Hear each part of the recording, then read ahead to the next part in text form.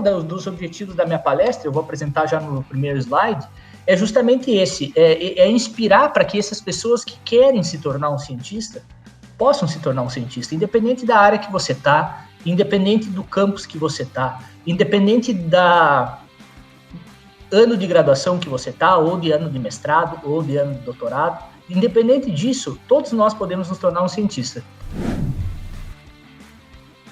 Bom, vamos lá. Primeira coisa, e são pontos de discussão, né? Quando eu coloco pontos de discussão, eu já sei que vai vir pontos polêmicos, né? Até eu, quando eu estou preparando a palestra, eu já sei que os pontos polêmicos vão vir. Porque eu acho que a grande maioria das nossas publicações, seja de graduação, seja de mestrado, seja de doutorado, não conseguem atingir bons periódicos internacionais.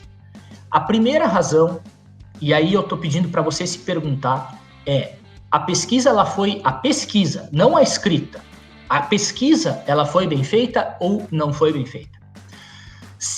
E eu diria que sem dados, mas com muita honestidade e experiência que tenho na área, é que a grande maioria das pesquisas não conseguem atingir bons periódicos internacionais porque a pesquisa não foi bem feita.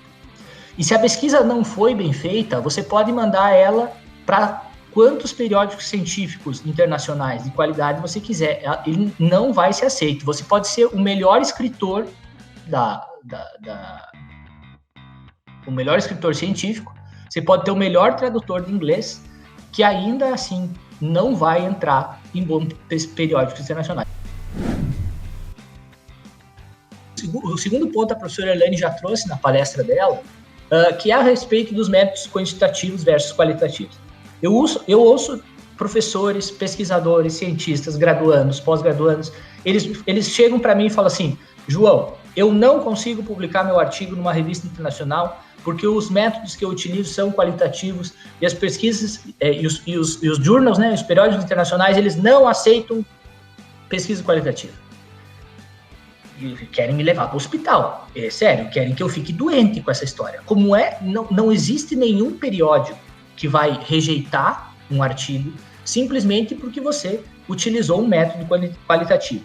É óbvio que alguns journals, eles já colocam no escopo do journal, falando assim: nós só aceitamos se o trabalho for quantitativo. Mas isso não quer dizer que não exista journals muito bons que aceitem trabalhos qualitativos.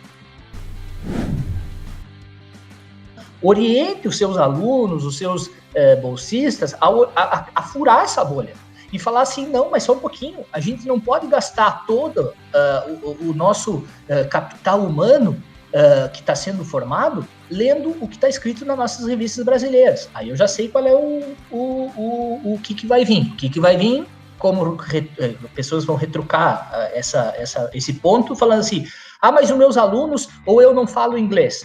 Pessoal, vamos pensar um pouco. Isso também não pode ser uma barreira. Nós vamos ter que aprender a falar inglês. Professor, mas existem só pesquisadores bons que falam inglês? É óbvio que não. Existem excelentes pesquisadores que não falam inglês. Porém, a língua da ciência, quer queira ou não, ela é a língua inglesa. Então não adianta você tapar o sol com a peneira e falar assim: não, mas vamos só fazer os nossos alunos ler trabalhos feitos em português. Você está criando uma bolha. E qual é a interpretação que você pode dar para isso? A sessão de discussão, ela não é uma sessão de comparação somente. Você pode comparar, mas isso precisa ser interpretado. Não é simplesmente você começar a falar porque fulano achou tal isso, e aí o Beltrano achou isso, e aí eu achei isso. Tá, mas qual é a interpretação que você dá para esses diferentes achados? Ou as pessoas escrevem assim: eu encontrei o mesmo que o outro. Tá, mas qual é a interpretação disso? Não adianta simplesmente você fazer comparação, você precisa interpretar o que está ali. Existem dentro dos programas de pós-graduação, principalmente, quase uma linha de produção de artigo científico, né? Então, um mestrando, ele se enfia em 10, 15 artigos durante todo o seu mestrado, e aí a pessoa que está fazendo iniciação científica, ela também vira autora de um artigo de um doutorando, porque ela ajudou lá o doutorando a coletar os dados, mas ela não consegue defender esse artigo, ela simplesmente está ali como autor. E essas pessoas, na verdade, elas não têm o direito de ser autoras, elas têm que estar, sim, nos agradecimentos. Eu sempre, aqui na universidade onde eu estou agora, existe um comitê para decidir casos polêmicos de autoria, de quem realmente pode ser um autor. Tem, por exemplo, doutorandos que não querem que os seus orientadores sejam autores dos artigos, porque eles acham que o orientador não contribuiu suficientemente para a escrita daquele artigo científico e para o desenvolvimento da pesquisa. Então, eles não querem, e aí isso vai para comitê, um comitê para decidir esses casos polêmicos, né? Não é a norma, mas tem o comitê.